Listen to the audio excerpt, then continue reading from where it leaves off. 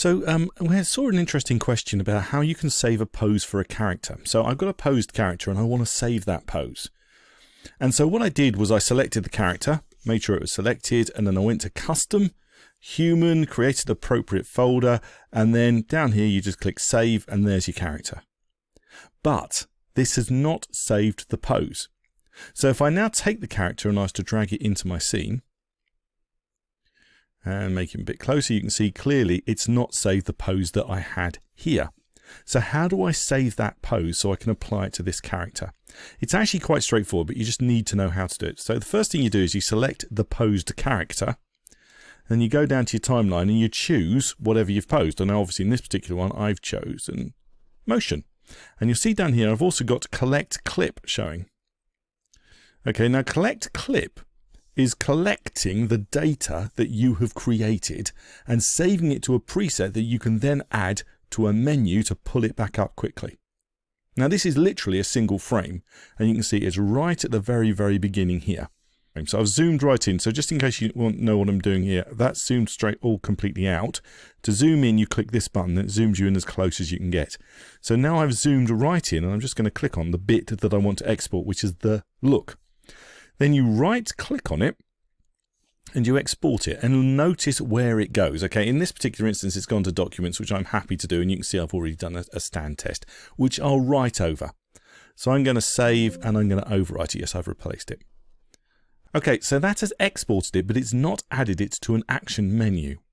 To be able to add it to an action menu, and this is where you need to remember where it is, you can actually take your character. So I'm going to take this particular one here. I'm going to right click on him and go to action menu, and you'll see that I've got action menu editor. When I go there, I can add items to this. So if I click plus, and it takes me to documents, which happens to do in this particular one, there's a stand test, which is the one that I created. I click open. It's added it to the action menu. So I can now shut down the action menu. Then if I right click on the character and I go back to the action menu, there it is, stand test. Click on it. And then I'm just going to move the player head because sometimes it takes a moment to update. And there you go. You can see it's actually got it. Now, what this stage, I would actually overwrite this one. So at the moment, if I take him back out and I do a third version here,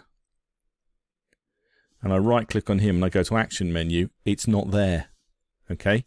But if I take this character here and I overwrite the character that was there, do I want to replace it? I do. Okay. Let's just get rid of these so that we can see what we're doing. And I was to bring him back in. You can see the picture's got two of them. Never mind. If I was to bring him back in over here, there he is. But if I right click on him and go to action menu, there it is. And give it a moment because it takes a moment to update. I think it's the recording software that's slowing me down. There we go. And you can see that there it is. It's there on the action menu. And in actual fact, if what I was doing here is, I think what I would do is probably take the item with it selected and overwrite it to get a better view.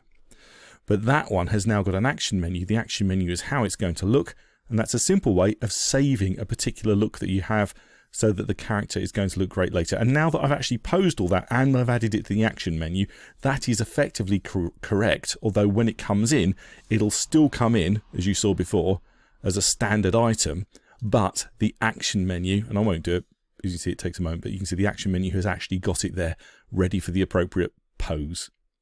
Hope you found this tutorial useful. Thanks a lot for watching.